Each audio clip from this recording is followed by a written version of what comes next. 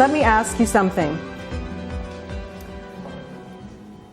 Can you guess what percentage, or can you weight by percentage, how important your technical skills are to your success in your job?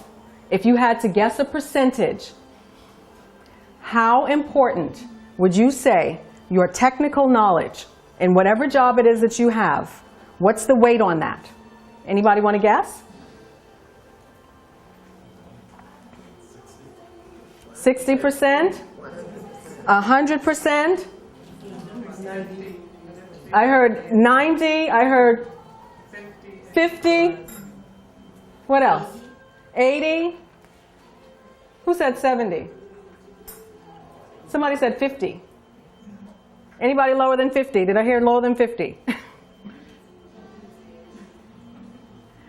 Forbes magazine published a study by the Carnegie Institute that found that only 15%, 1/5, of your success in the business world will be determined by your technical knowledge. The other 85% is determined by your personality, your ability to communicate, and your ability to lead others. Surprised? Forbes magazine published a study that was conducted by the Carnegie Institute.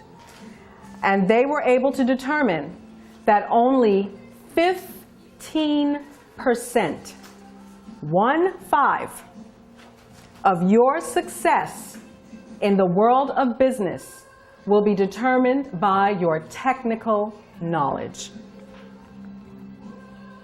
Only 15%. The other 85% depends on your personality, your communication skills, and your ability to lead others. So, everybody in here is leading a team of at least another person? Yes? Okay, let me hear who's in the room. How big are your teams? Anybody have less than 5? Okay, less than 5. Anybody have more than 10? More than 10. Okay. How many do you have? 50. How many do you have? 11. Okay. So now you've been thrust into this position. You were so happy when you got the job, right? When you were promoted. And now you're in this position where you don't really have the control over what the people do. Am I right? You know, like if you could get in there and just do it yourself, you can make sure it's right. And I know sometimes you wish you can. But you can't. And so you have to depend on these people you lead to do it right. To do it according to the standard that represents you. Because the bottom line is what? The buck stops. So it doesn't matter if your team is lacking and lackluster. That's the group of people that you were given to work with. And so you have to do it. You got to make it happen. Let me ask you this. How important do you think charisma is in being successful as a manager?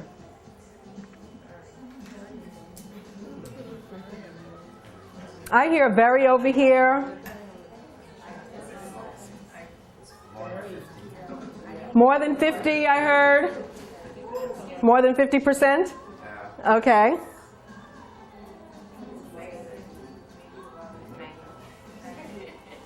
Okay.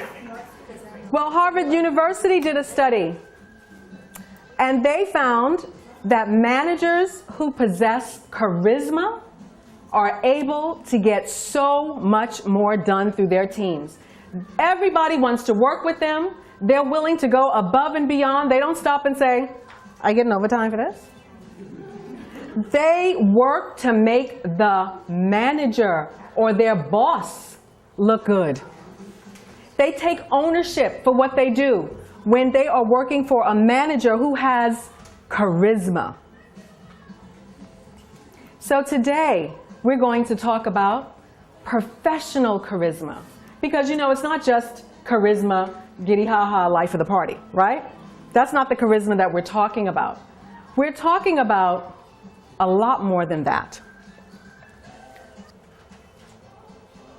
What is professional charisma? If you had to guess, based on the flyer that you saw when you were signed up to come to this workshop today, and you saw the words professional charisma, in your mind, what did that mean?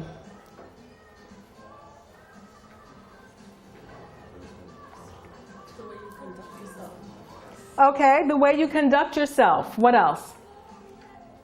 Knowing how to create the balance between being that exciting leader and being professional, knowing when to do what, how to do what. That's good too. Someone else. Professional charisma. How would you define it? Like a personality, I don't know, business personality, professional personality. Okay. All right. All of you have elements of it, for sure. Let's break down the word. First of all, professional charisma is a term that I coined. And it's the ability to communicate in a way that says that you are confident, that you are competent, that you're intelligent, you're trustworthy, and you are likable.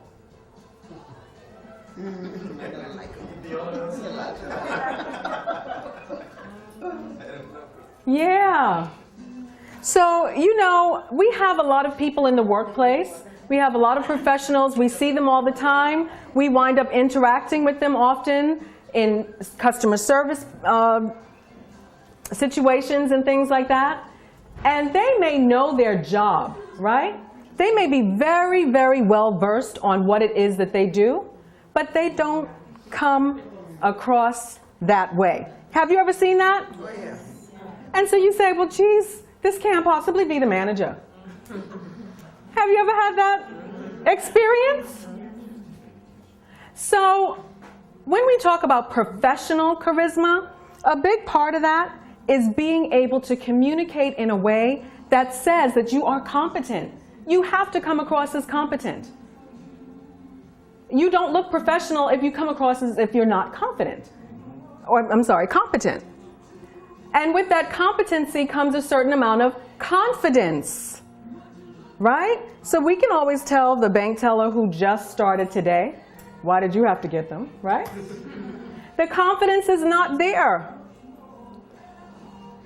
They might be kind, they might be polite, but they lack an air of confidence, and you're just hoping and praying they got the deposit right and didn't transpose the number.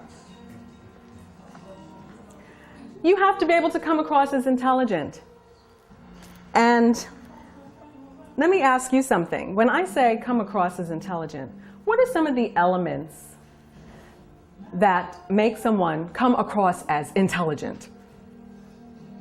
This is where you're knowing your technical skills are important. Knowing your technical skills. Okay. Language. Tell me more. The words which they use to express themselves. The word I love. You want to teach? I love that. Because it's so true, right? You need to know what you're doing. You need to have those technical skills. But even more importantly, the language that you use. Let's just say, come on, something simple. Wentz is the only guy in the room and my videographer. So we'll just take you through something we go through all the time. You go to an expensive salon. Okay, maybe we don't all go to expensive salons. I don't. But let's say you go to an expensive salon, spa, and you're going to get a big bill. You know this, right? And it's beautiful, it's all well decorated, they have all of the high-end products. And the young lady who's doing your hair says, "Your hair is so dry. You want some deep conditioner? You want a deep conditioner today?" She could say that. Or she could say, "I notice your hair's not retaining moisture.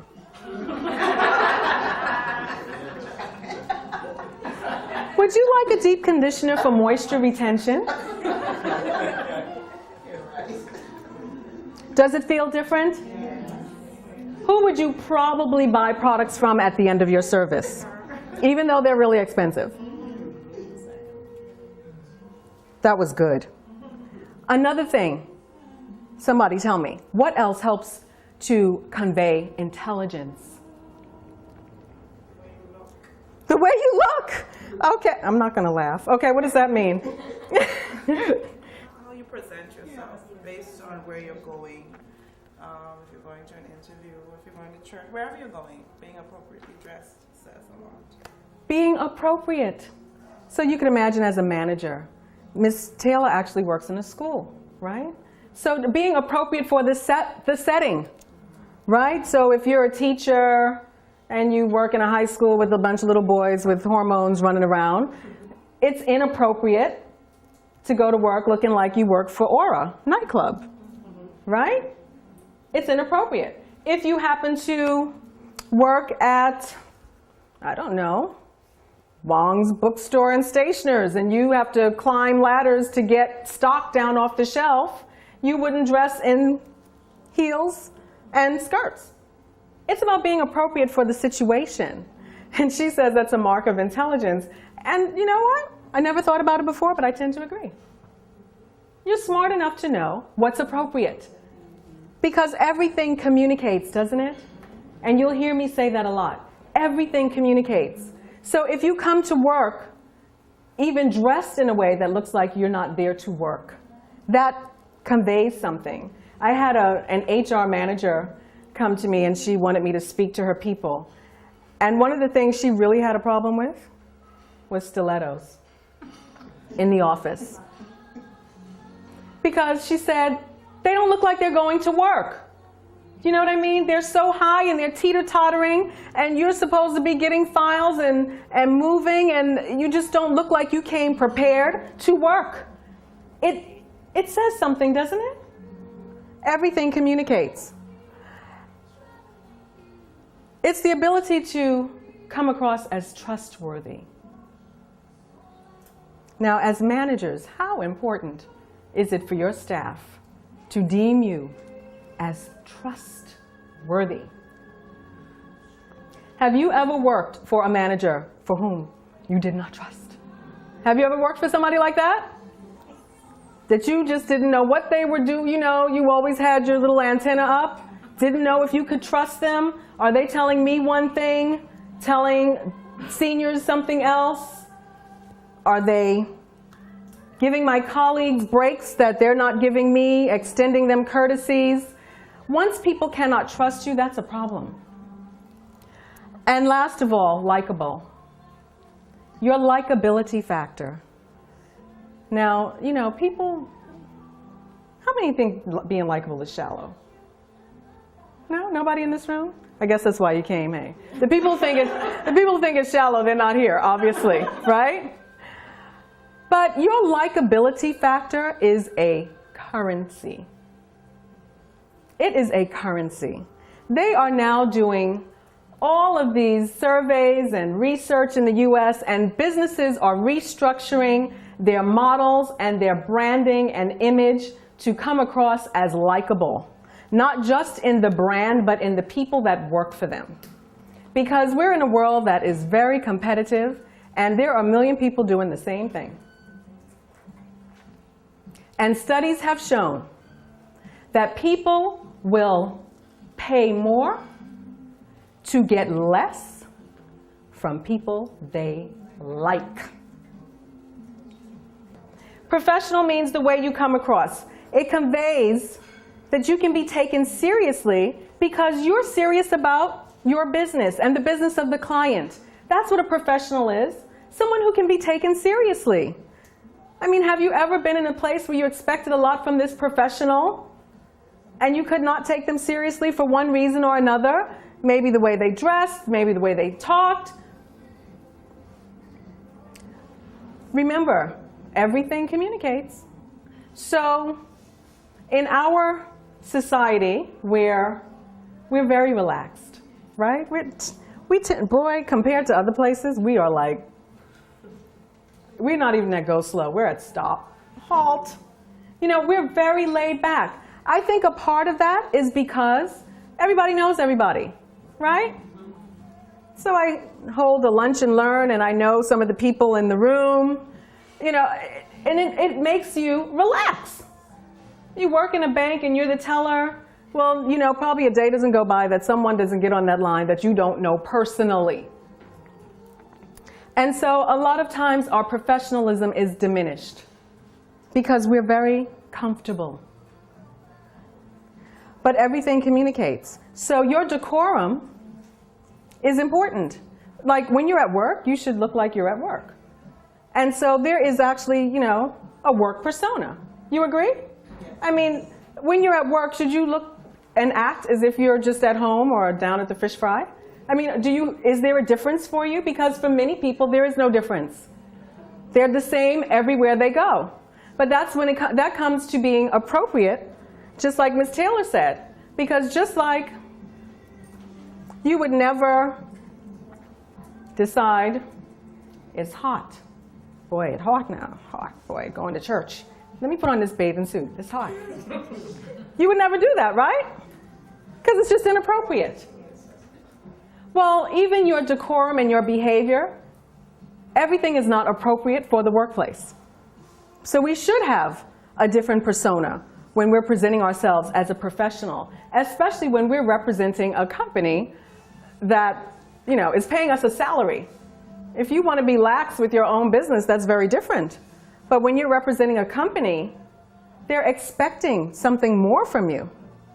Your communication is another area that we need to be mindful of, because in our relaxed society, it's very easy to, you know, just use Bahamian slang when we're talking to clients of the business, because we're so relaxed, we're so comfortable. Whose signature that is?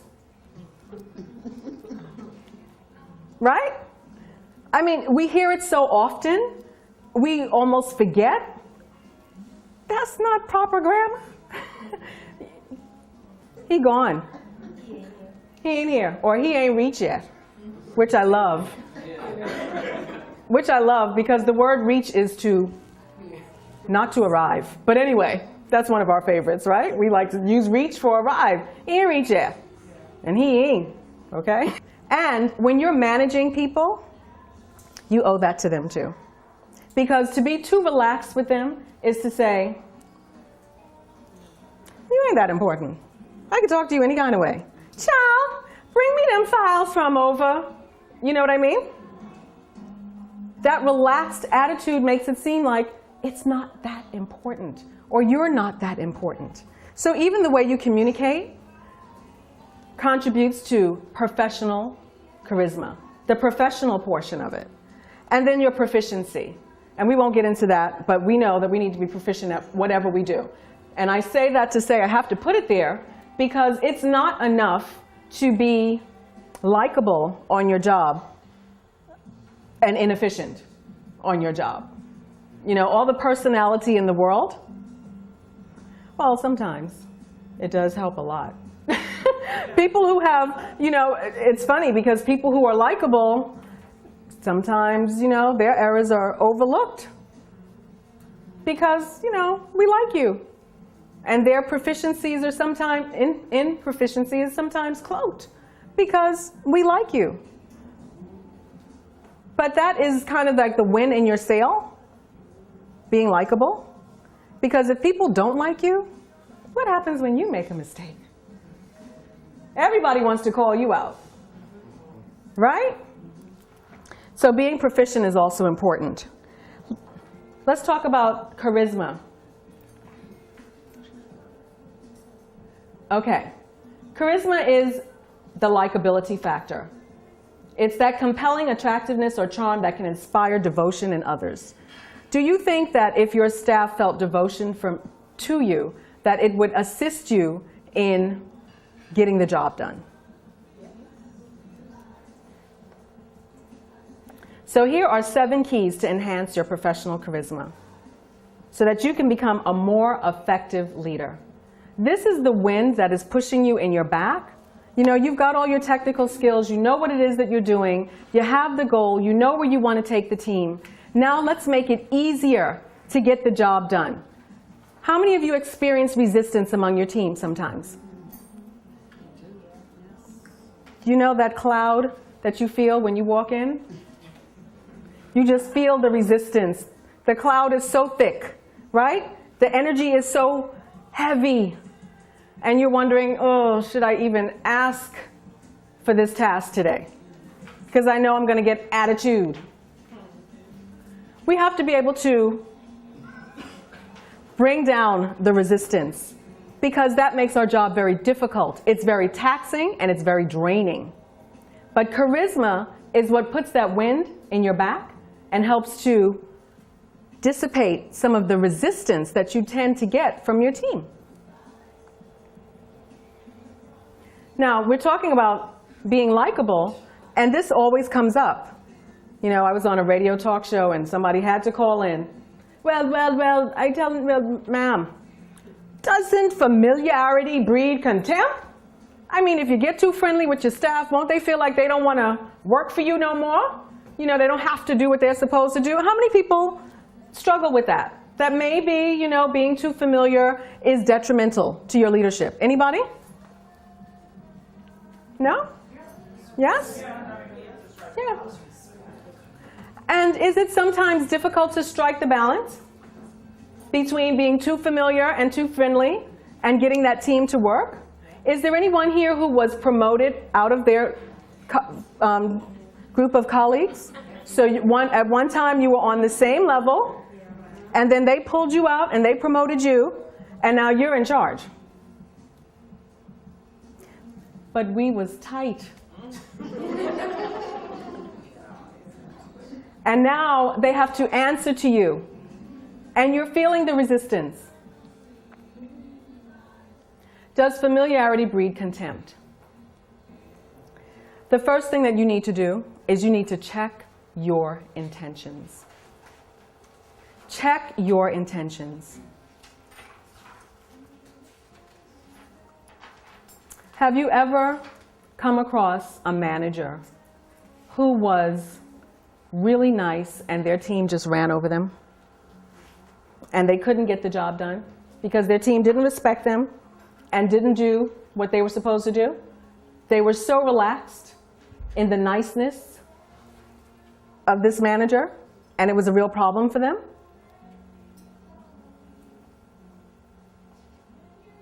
Everything communicates. We talked about striking a balance. Check your intentions. When you have that manager who is super nice, who is overworked because they're busy doing the job that their staff is supposed to do, the one who is afraid to hold the line, the one who won't come down on the staff because they don't want to fall in anybody's bad graces, God forbid. Let me ask you, is that charisma? Because when we think about charisma, charisma is, a huge element of charisma is confidence, isn't it? And someone who is working to try to make people like them, we sense the lack of confidence, don't we? So does familiarity breed contempt? It can, if the intention is not right. If your intention is about being liked, I just want people to like me. Or let's say the manager lacks confidence in their position. Sometimes people get jobs and they're like, oh my God, I can't believe they picked me. ooh, when is my cover going to be blown, you know? You know it's true. And they don't want to say or do anything to ruffle any feathers. And now they can't get the job done because the focus is wrong. The focus is on them and covering them and trying. Can familiarity breed contempt? Yes, it absolutely can when it is rooted in wrong intentions. When it's based out of insecurity, or I just like to be liked. You know, there are some people that being liked is very important to them. You know, don't want anybody to have anything bad to say about them. You know, I do believe, as far as possible without surrender, be on good terms with all people. But your goal in life cannot be to be liked, because there will always be somebody who's not going to like you. And that's okay. But it takes a certain amount of confidence inside to be able to say, okay, it's not about being liked, it's about getting the job done. And then you have those people who go to the other spectrum, the draconian managers, right? Familiarity breeds contempt. So they're not familiar with anybody, and nobody likes them. They're jumping off their team as fast as they can. They work to rule. They don't want to do anything extra. You've seen them too, right? There's no loyalty there. God forbid that manager slips up. Everybody's waiting to see them fall. And that's not helpful to you either. Your intention should be, as a manager, to build your people. That's nice. When I'm building my team, when I could take an individual and say, you know what, I see this in you. Let me help you to cultivate that. That's nice. Nice is not necessarily, you know, being walked over. Being able to instill confidence in your people. Now, you have to have confidence in order to instill confidence in them, don't you? Because we do have those managers, they don't want to release too much to the team or even the person who reports directly to them. They, you know, they have to hold on to a little bit for fear that this person might rise above them. When really, succession planning should always be in the back of your mind as a manager. Because you should be confident enough to know that even if you outgrow that job, you can do more.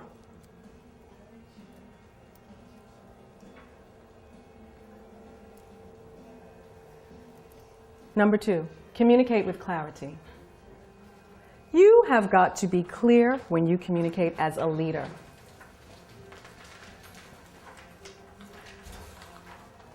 To communicate with clarity means that you have to be clear thinking. You have to have the ability to think clearly yourself. Have you ever had someone come to you, interrupt you in your office and start talking?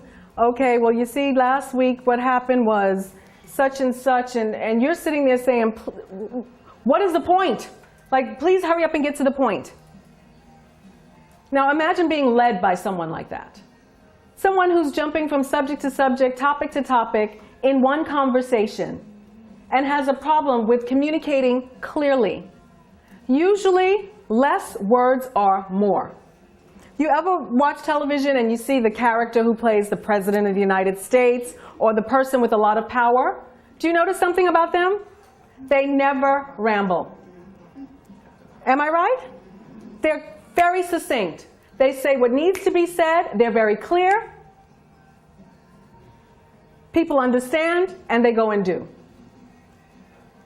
I'm not saying that sometimes explanations are not needed, but we need to learn to communicate succinctly. And usually, less words are more. And so, there's nothing wrong with writing down and practicing what you need to say to your team before you get in front of them. Because if you want to come across as someone who is to be followed as a leader, you need to have your stuff together. People don't need to hear you thinking out loud all of the thoughts that are going on in the back of your mind coming out of your mouth.